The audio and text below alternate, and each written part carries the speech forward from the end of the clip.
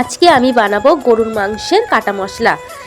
এই রেসিপিটি বানানোর জন্য প্রথমে আমি কড়ার মধ্যে তেল গরম করে নেব। তারপরে এর মধ্যে দিয়ে দেব পেঁয়াজ কুচি, আদা রসুন লম্বা লম্বা করে কুচি করে নিয়ে দিয়ে দেবো এবং কারি পাতা দেবো আর দিয়ে দেবো কয়েকটা শুকনো লঙ্কা। দিয়ে ভালো করে নাড়তে থাকবো যতক্ষণ না পেঁয়াজের রং চেঞ্জ হয়ে যায়। পেঁয়াজটা ব্রাউন হয়ে এলে ওর মধ্যে দিয়ে দেবো মাংসগুলো। বাড়িতে একদিন অবশ্যই ট্রাই করবেন এবং রেসিপিটি কেমন লাগলো আমাকে কমেন্ট করে জানাবেন।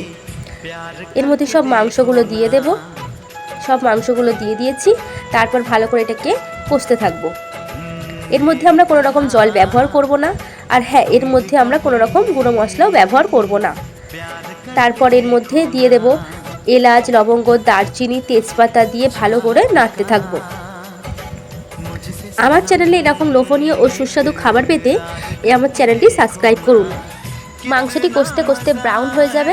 খাবারটি আপনি 1 মাস ধরে সংরক্ষণ করতে পারবেন।